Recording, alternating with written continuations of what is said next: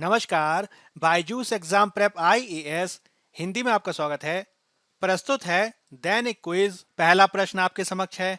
Bharat US व्यापारिक संबंध के बारे में निम्नलिखित कथनों में से कौन सा या से सही है? यह है 2021-22 में भारत का शीर्ष व्यापारिक भागीदार बन अमेरिका ने चीन को पीछे छोड़ दिया।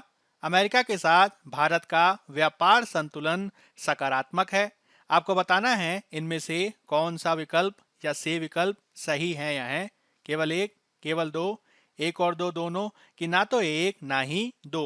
भारत अमेरिका व्यापारिक संबंधों के संदर्भ में आपको ये ध्यान रखना है कि 2021-22 में अमेरिका चीन को पीछे छोड़कर भारत का शीर्ष व्यापारिक साझेदार बन गया है, जो दोनों देशों के बीच मजबूत आर्थिक संबंधों को दर्शाता है।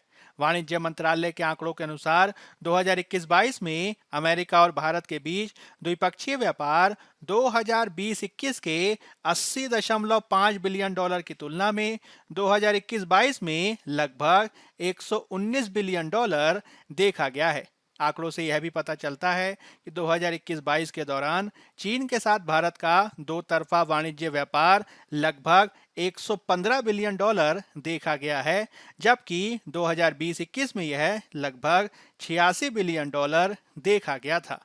आपको यह भी ध्यान देना है कि अमेरिका उन कुछ देशों में से है जिसके साथ भारत का व्यापार अधिशेष है, यानी भारत अमेरिका को ज्यादा निर्यात करता है और उसकी तुलना में आयात कम करता है। आंकड़ों के अनुसार 2021-22 में भारत का अमेरिका के साथ लगभग 33 बिलियन डॉलर का व्यापार अधिशेष है। इस रूप में आप ये देख सकते हैं कि दोनों जो कथन हैं वे हमारे सही हैं और हमारा सही उत्तर हो जाएगा सी, एक और दो दोनों। आज के द हिंदू और इंडियन एक्सप्रेस दोनों ही अखबारों में इससे संबंधित खबर प्रकाशित हुई है। अगला प्रश्न आपके समक्ष है।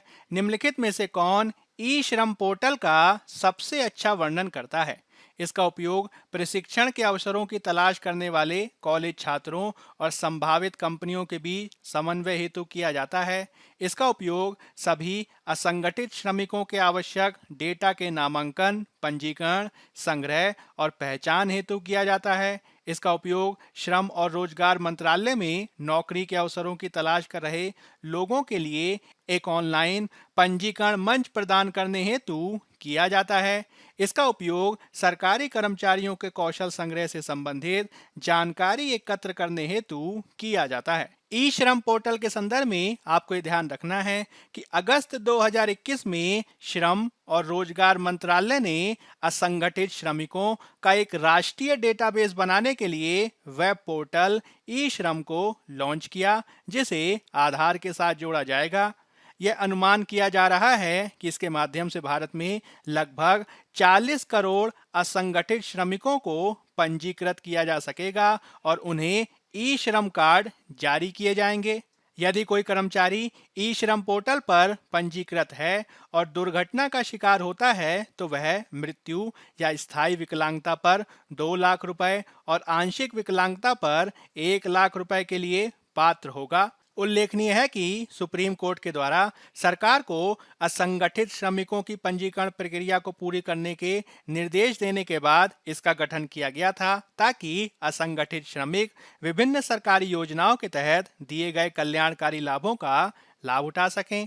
इस रूप में आप ये देख सकते हैं कि ई श्रम पोर्टल का सबसे अच्छा वर्णन मुख्य रूप से बी ऑप्शन करता है, जिसका उपयोग सभी असंगठित श्रमिकों के आवश्यक डेटा के नामांकन, पंजीकरण, संग्रह और पहचान हेतु किया जाता है। यानी हमारा उत्तर हो जाएगा बी। आज के इंडियन एक्सप्रेस में इससे संबंधित खबर प्रकाशित हुई है। ई श्रम पोर्टल पर अब तक रजिस्टर किए गए लगभग 28 करोड़ असंगठित क्षेत्र के श्रमिकों के आंकड़ों से पता चलता है कि इनमें से 94% से अधिक श्रमिक मासिक 10,000 रुपए से भी कम आय को अर्जित करते हैं।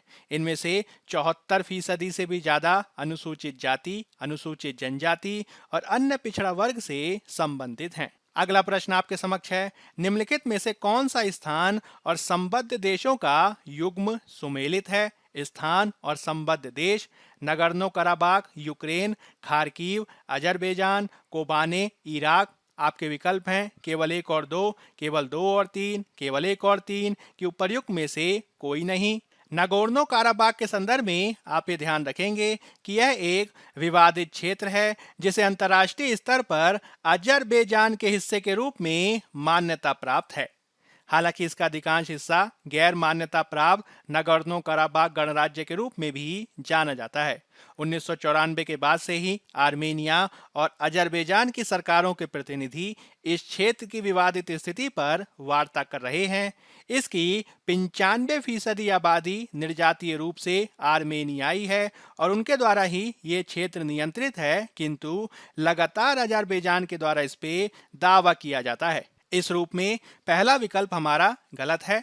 जब बात की जाती है खार्किव की, तो यह है उत्तर पूर्व यूक्रेन का एक शहर है जो वर्तमान में रूस यूक्रेन युद्ध के चलते लगातार चर्चा का विषय बना हुआ है। इसके अलावा जब हम बात करते हैं कोबाने की, तो इसे कोबान या फिर एन अल अरब शहर के रूप में भी जाना जाता है, जो उत्तरी सीरिया में एक कुर्द बहुल शहर है जो सीरिया तुर्की सीमा के ठीक दक्षिण में स्थित है।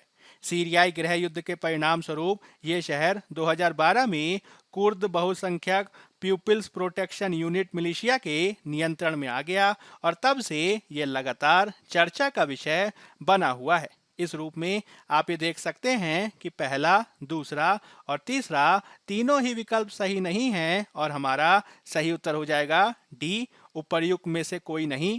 आज के द हिंदू में, साथ ही इंडियन एक्सप्रेस में भी इससे संबंधित खबरें प्रकाशित हुई हैं। अगला प्रश्न आपके समक्ष है, राज्यसभा के संबंध में निम्नलिखित में से कौन सा या से कथन गलत है या है? संविधान की तीसरी अनुसूची में राज्यों और केंद्र शासित प्रदेशों को राज्यसभा में सीटों के आवंटन का प्रावधान है। वर्तमान में राज्यसभा में 245 सदस्य हैं, जो कि भारतीय संविधान में निर्दिष्ट अधिकतम सीमा है। राज्यसभा में एक आकस्मिक रिक्ति को भरने के लिए चुना गया सदस्य एक निर्वाचित सदस्य के समान 6 साल की पूर्ण अवधि तक सेवा देगा। आपके विकल्प हैं केवल 1 और 2, केवल 2 और 3, केवल 1 और 3 कि 1, 2 और 3। राज्यसभा के संदर्भ में आप ये ध्यान रखेंगे कि राज्यसभा संसद का उच्च सदन है और यह है भारतीय संघ के राज्यों और केंद्र शासित प्रदेशों का प्रतिनिधित्व करता है। भारतीय संविधान की अनुसूची 4 यानी चौथी अनुसूची राज्यों और केंद्र शासित प्रदेशों को राज्यसभा में सीटों के आवंटन से संबंधित है। राज्यसभा की अधिकतम संख्या 250 है, जिसमें 238 सदस्य राज्यों और केंद्र शासित प्रदेशों के प्रतिनिधि हैं और 12 राष्ट्रपति के द्वारा मनोनीत होते हैं। हालांकि सदन की वर्तमान संख्या 245 है, जिसमें 229 सदस्य राज्यों का प्रतिनिधित्व करते हैं, 4 सदस्य केंद्र शासित प्रदेशों का प्रतिनिधित्व करते हैं और 12 को राष्ट्रपति के द्वारा मनोनीत किया जाता है। राज्यसभा एक स्थायी निकाय है जिसके 1/3 सदस्य हर दूसरे वर्ष सेवानिवृत्त होते हैं और प्रत्येक सदस्य 6 साल की अवधि के लिए चुना जाता है।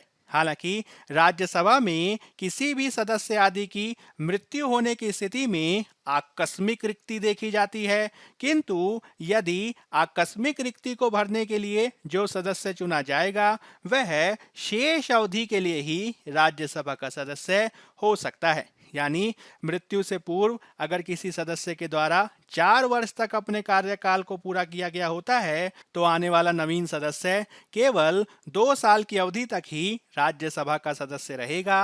और इस रूप में तीनों के तीनों जो कथन हैं वह हमारे गलत हैं और चूंकि हमसे गलत कथन ही पूछा गया है, इसलिए हमारा सही उत्तर हो जाएगा डी, 1, 2 और 3। आज के द हिंदू में इससे संबंधित खबर प्रकाशित हुई है, जिसमें राज्यसभा चुनाव से संबंधित खबरें देखी जा सकती हैं। आज के बड़ी खबर यानी बिग न्यूज में भी हमने इसे कवर किया है, जिसे आप देख सकते हैं। अब हम 2019 में यूपीएससी के द्वारा पूछे गए प्रश्न को देख लेते हैं। भारत में विशेष रूप से सुभेद्य जनजातीय समूहों, पर्टिकुलरली वल्नरेबल ट्राइबल ग्रुप्स के बारे में निम्नलिखित कथनों पर विचार कीजिए। विशेष रूप से सुभेद्य जनजातीय समूह 18 राज्यों और एक केंद्र शासित प्रदेश में रहते हैं। स्थिर या घटती जनसंख्या सुभेद्य जनजातीय समूह स्थिति निर्धारित करने हेतु एक मानदंड है। देश में अब तक आधिकारिक तौर पर 95 विशेष रूप से सुभेद्य जनजातीय समूह अधिसूचित हैं। इरुलर और कोंडा रेड्डी जनजातियां विशेष रूप से सुभेद्य जनजातियों की सूची में शामिल हैं। आपको बताना है कि इनमें से कौन से कथन सही हैं। 1, 2 और 3, 2, 3 और 4, 1, 2 और 4 की 1, 3 और 4। जब बात की जाती है विशेष रूप से सुभेद्य जनजातीय समूहों की, तो आपको ये ध्यान रखना है कि विशेष रूप से सुभेद्य जनजातीय समूह ऐसे आदिवासी समूह हैं जो आदिवासी समूहों में भी सबसे सुभेद्य होते हैं। इनकी मुख्य विशेषताएं घटती या स्थिर प्रकार की जनसंख्या, साक्षरता का निम्न स्तर, कृषि पूर्व प्रौद्योगिकी स्तर और आर्थिक रूप से पिछड़ापन देखा जाता है। यह आमतौर पर दूर दराज के क्षेत्रों में निवास करते हैं। 2011 की जनगणना के अनुसार देश में कुल ऐसे 75 समूह हैं जिनकी सर्वाधिक संख्या उड़ीसा और आंध्र प्रदेश आदि में देखी जाती है। इसमें इरुरल जनजाति तमिलनाडु में, जबकि कोंडा रेड्डी जनजाति आंध्र तेलंगाना में निवास करने वाली विशेष रूप से सुभेद्य जनजातियां हैं। इस रूप में आप ये देख सकते हैं कि तीसरा जो हमारा विकल्प है वह सही नहीं है, और यदि हम तीसरे ऑप्शन को काट दें तो हमारा उत्तर निकल के आ जाता है सी, 1, 2 और 4। अब हम बात कर लेते हैं फैक्ट ऑफ द डे यानी आज के तथ्य की, जिसमें हम बात करेंगे मानसून की शुरुआत की, जो आज के द हिंदू में प्रकाशित हुआ है। दक्षिण पश्चिम मानसून 1 जून की सामान्य शुरुआत से 3 दिन पहले रविवार को केरल में दस्तक दे चुका है। भारत मौसम विज्ञान विभाग (IMD) ने मॉनसून के आगमन की घोषणा केरल में मॉनसून की शुरुआत की घोषणा के लिए निर्धारित शर्तों के पूरा होने के बाद की है। इसके बुलेटिन में कहा गया है कि पिछले 24 घंटों के दौरान केरल में व्यापक वर्षा गतिविधियां हुई और केरल में मानसून की शुरुआत की घोषणा के लिए 14 वर्षा निगरानी स्टेशनों में से 10 स्टेशनों में 2.5 मिलीमीटर या फिर इससे अधिक बारिश देखी गई है। इसके अलावा पश्चिमी हवाओं की ताकत भी दक्षिण पूर्व अरब सागर के ऊपर बढ़ गई है, जो एक अन्य पैरामीटर है। साथ ही दक्षिण पूर्व अरब सागर और केरल के आसपास के क्षेत्रों में भी बादल छा गए हैं, जिसे आउटगोइंग लॉन्ग वेव रेडिएशन के मानक से देखा जाता है। विशेषज्ञों के अनुसार मानसून के आगे बढ़ने की स्थितियां भी अनुकूल हैं और 3 से 4 दिनों में मानसून मध्य अरब सागर के हिस्सों, केरल के शेष हिस्सों, तमिलनाडु, कर्नाटक और पूर्वोत्तर राज्यों आदि में विस्तारित होने जा रहा है। अब तक मानसून दक्षिण अरब सागर, लक्षद्वीप, केरल के अधिकांश हिस्सों, दक्षिण तमिलनाडु, मन्नार की खाड़ी और दक्षिण पश्चिम बंगाल खाड़ी में आगे बढ़ गया है। वर्षा की गहनता के चलते ही केरल के बहुत सारे क्षेत्रों और जिलों जैसे कि त्रिवेंद्रम, पलक्कड़ आदि में भारी बारिश की चेतावनी दी गई है और अरब सागर में भी हवा की गति 40 से 60 किलोमीटर तक देखी जा सकती है। इसी के चलते मछुआरों को भी इसके संदर्भ में समुद्र के भीतर बहुत अंदर न जाने की सलाह दी गई है। आपको ध्यान रखना है कि पिछले 10 सालों में केरल में मानसून की शुरुआत अपनी सामान्य तिथि से 3 दिन पहले 2018 में ही देखी गई थी। राज्य में इस साल भी 98% अधिक प्री मानसून बारिश आई है, जिससे राज्य में औसत से अधिक वर्षा देखी गई है। इससे पहले मौसम विभाग ने अनुमान लगाया था कि मानसून 27 मई को 4 दिनों के त्रुटि मार्जिन के साथ केरल पहुंचेगा। मौसम विज्ञान द्वारा जारी विस्तृत पूर्वानुमान में कहा गया है कि पहले सप्ताह में बारिश सामान्य और दूसरे सप्ताह में सामान्य से कम होगी। आपको ये ध्यान रखना है कि मानसून भारत में कृषि के साथ ही अर्थव्यवस्था, रोजगार के दृष्टिकोण से काफी महत्व रखता है, इसलिए मानसून का आगमन और इसका पूर्वानुमान भी काफी महत्वपूर्ण होता है, जिसे ध्यान में रखे जाने की आवश्यकता है। बायजूस एग्जाम प्रेप के आज के इस अंक में फिलहाल इतना ही। धन्यवाद।